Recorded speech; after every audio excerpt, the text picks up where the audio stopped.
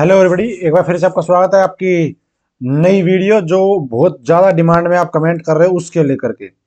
तो मैंने एक वीडियो बनाई थी, उसका जो लिंक है पहले ध्यान देना। उस वीडियो में क्या क्या कर हुआ था उसका लिंक एक तो आपको इधर मिल जाएगा और एक आपको डिस्क्रिप्शन मिल जाएगा। उस वीडियो में क्या कहा था, उस वीडियो में आपकी भाई मैटरनिटी लीव कवर हो गई थी और आपकी अगर कोई बच्चे को अडॉप्ट करता है उसकी लीव हो गई थी और एक आपकी सीसीएल चाइल्ड केयर लीव हो गई थी उसमें कंप्लीट। लेकिन एक चीज रह गई थी सीसीएल की, वो ये कि सीसीएल चाइल्ड केयर लीव केवल 2 बार ले सकते हो पूरी नौकरी के अंदर, 2 बार। और 2 बार किसके लिए? जो आपके ज्येष्ठ बच्चे, यहाँ पे लिखा है कि बालक देखभाल अवकाश केवल 18 वर्ष की आयु से नीचे, यानी कि आपके बच्चे जब 18 साल के हों उससे पहले पहले कभी भी ले लो, जरूरी नहीं पैदा होते लेनी। 18 साल से पहले पहले उनके 2 ज्येष्ठ जीवित बच्चों की देखभाल के लिए, ठीक है, 2 ज्येष्ठ जीवित बच्चे जीवित होने चाहिए।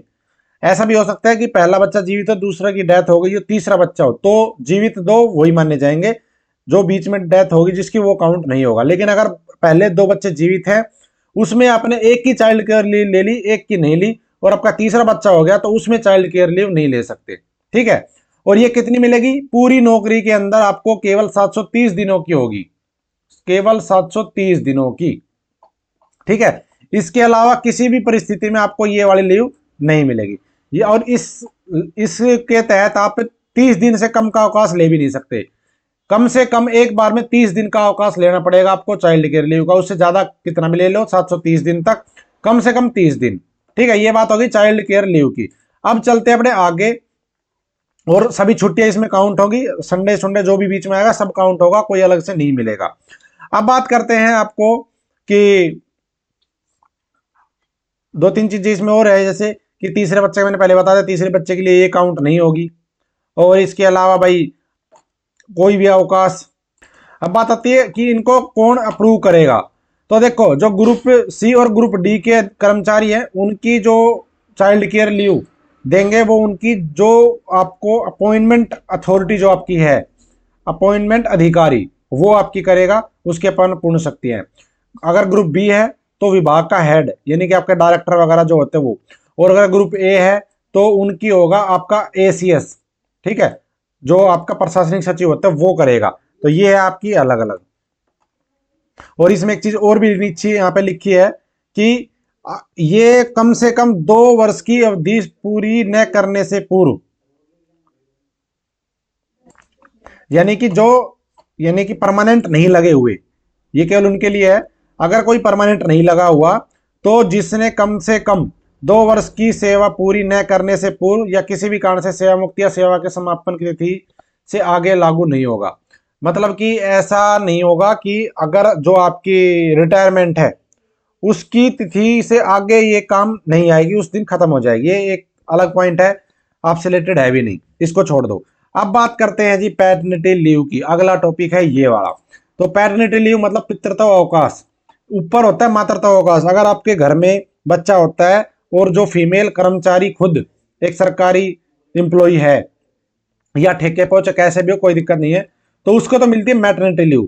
लेकिन अगर आपकी वाइफ कर्मचारी नहीं है तो आप कर्मचारी हो तो आपको मिलेगा पितृत्व अवकाश, ठीक है। ये किसको मिलेगा? तो ये देखो यहां से पढ़ते हैं कि 2 जीवित बच्चों के पुरुष सरकारी कर्मचारी को, यानी कि आपके केवल 2 बच्चों को जो जीवित हैं, पहले 2 बच्चे जीवित, जो ज्येष्ठ वाला ऑप्शन था वो यही है, पहले 2 बच्चे जीवित अगर आपके घर में बेबी होता है तो आप, जब तक वो बच्चा 1 वर्ष, यहां पे लिखा भी है, या तो भाई पैदा हो वो वाला कंडीशन या आपने गोद लिया हो, दोनों कंडीशन में कोई दिक्कत नहीं है।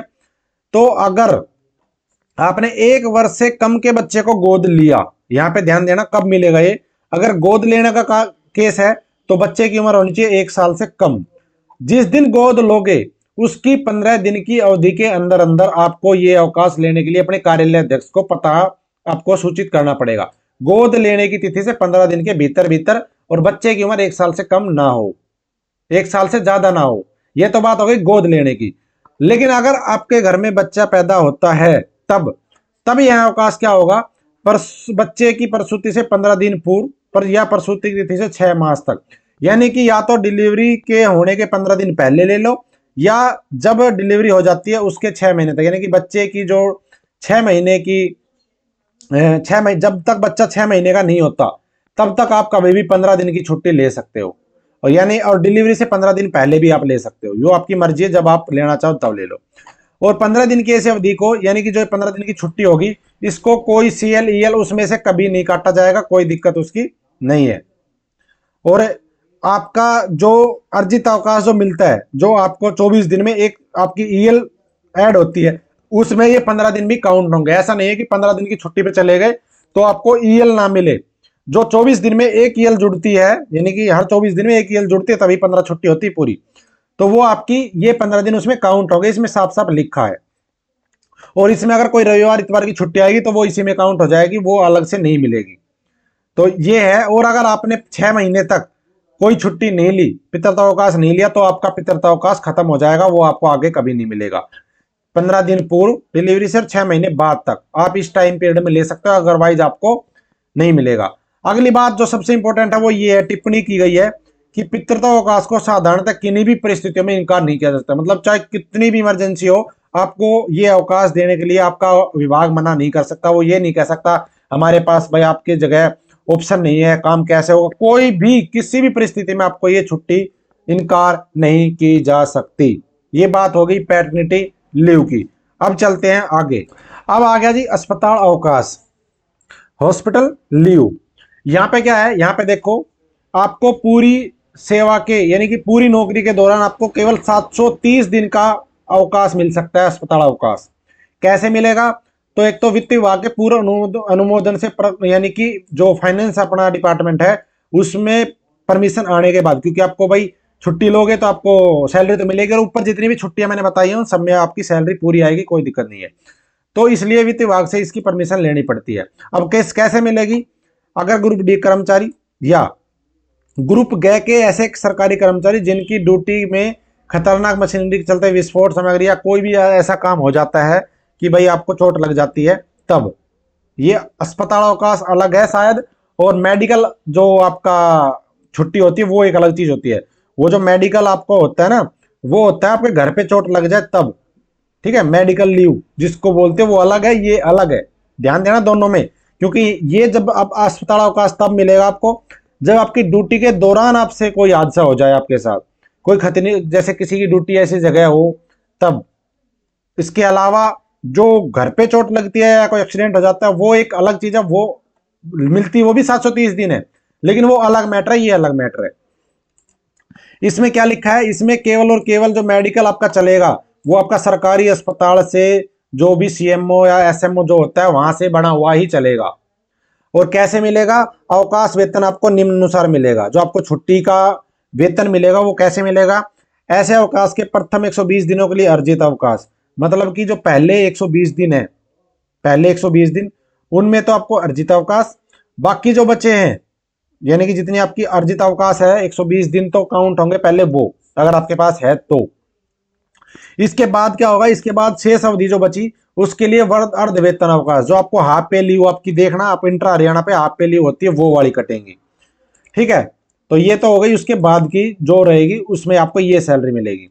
और तथापि सरकारी कर्मचारी अर्जित अवकाश के समान अवकाश वेतन को चुन सकता है। अगर वो भाई अर्जित अवकाश की जगह ये जो लेना चाहे अर्ध अवकाश, वो भी ले सकता है, उसकी कोई आपको दोनों ऑप्शन भी दिए जाए। यहाँ पे लिखो उसका अपना अर्धवेतन अवकाश विकलित किया जाएगा, वो दोनों ऑप्शन अपना कर सकता है। लेकिन इसमें एक चीज और लिखी है कि अस्पताल अवकाश और अर्धवेतन अवकाश साथ साथ चलेंगे। ऐसा नहीं कि आपने हाफ पे लीव ले ली तो आपका जो अस्पताल अवकाश है वो अलग हो जाएगा, नहीं। हाफ पे का मतलब क्या है? अस्पताल अवकाश जो आपका मिला उसके अंदर आपको जो वेतन मिलेगा वो हाफ पे लीव के अनुसार मिलेगा, समझ गए? वो दोनों चीजें एक साथ होंगे, अलग अलग नहीं है। इसके अलावा यहाँ पे लिखा है कि कोई भी अगर छुट्टी आप इसके साथ और ऐड करना चाहते हो कर सकती है, लेकिन एक साथ कोई भी इसके साथ जो अवकाश जोड़ेगा वो 28 मास से ज्यादा नहीं ऐड कर सकते। तो ये अलग है, ये मैटर, आपको इसकी ज्यादा सोचने की जरूरत नहीं है। अगला अवकाश आता है जी विशेष असक्तता अवकाश, स्पेशल। ये अवकाश क्या होता है? इसमें भी वही 730 दिन से ज्यादा नहीं मिलेगी। किसे नहीं मिलेगी? पहले तो इतने दिन की छुट्टी मिलेगी जितना सरकारी अस्पताल का जो आपका डॉक्टर है वो कह रहा है कि इतने दिन की छुट्टी की आवश्यकता इसको है। वित्त विभाग से परमिशन इसमें भी लेनी पड़ेगी, लेकिन कैसे, किन किन को मिलेगी, या तो चोट जानबूझकर हुई हो, या भाई संयोग से लग गई हो, या सरकारी ड्यूटियों में समय सरकारी ड्यूटी करते टाइम चोट लग गई हो, या कोई विशेष ड्यूटी आपकी कहीं लगा रखी है वहां से आपकी कोई बीमारी हो गई हो। इन केस में आपको विशेष आवश्यकता अवकाश प्रदान किया जाएगा। कैसे मिलेगा, यहाँ पे देखो नीचे क्या क्या शर्तें होंगी वो देखो। एक तो ये लिखा है कि आवश्यकता, सरकारी अस्पताल के समक्ष चिकित्सा पदाधिकारी, यानी कि सरकारी अस्पताल का जो डॉक्टर है वो आपको वेरीफाई करेगा कि हाँ इसको इस चीज की जरूरत है या नहीं है। पहला पॉइंट तो होगा ये। दूसरा, वहां से भाई इसमें सेम वही है, पहले 120 दिन के लिए आपको अर्जित अवकाश का जो आपकी छुट्टियां उसके अनुसार वेतन मिलता रहेगा, उसके बाद जो बचेगा उसमें अर्ध वेतन मिलेगा। और आप सारा अर्ध वेतन लेना चाहते हो तो वो भी मिल जाएगा। और उसके साथ अर्ध वेतन लोगे तो आपकी ये छुट्टियां और अर्ध वेतन अवकाश दोनों एक साथ कटेंगे, वो एक साथ चलते रहेंगे। सेम कंडीशन है जो ऊपर थी। ठीक है, अब चलते हैं। अब आ गया जी अगली छुट्टी, क्या आ गया, अगली छुट्टी आ गई है अध्ययन अवकाश, स्टडी लीव, जिसकी डिमांड आप बार बार कर रहे हो, स्टडी लीव। तो ये स्टडी लीव बताऊंगा अगली वीडियो में। इस वीडियो में मैंने 3 छुट्टी आपको बता दी है, तो स्टडी लीव के लिए अगली वीडियो देखना ना भूलें। और पीछे जो वीडियो आई थी उसमें आपको maternity leave, child care leave, ये सब चीजें मैंने बता दी थी वहां पे, वो वीडियो आपको इधर मिल जाएगी, डिस्क्रिप्शन में लिंक है। ये एक सीरीज स्टार्ट हो चुकी, सारी छुट्टियां जो जो आप डिमांड करते हो सारे सर्विस रूल मैं आपको करवाता रहूंगा। सभी का डिस्क्रिप्शन में लिंक, एक प्ले लिस्ट बना दिया अलग से मैंने। ये Haryana civil service rule, leave वाली अलग मिलेगी, जनरल वाली अलग मिलेगी, वेतन भत्तों की अलग मिलेगी, यात्रा भत्तों की अलग मिलेगी, सारी चीजें करवाऊंगा आपको। धीरे धीरे सारी चीजें सिखा दूंगा, आपको किसी की जरूरत नहीं है किसी से पूछने की। धन्यवाद, अगली वीडियो मिलेंगे स्टडी लीव के साथ। थैंक यू, जय हिंद, जय भारत, जय हरियाणा, प्रतिदिन सुबह। वीडियो को लाइक और शेयर कर देना।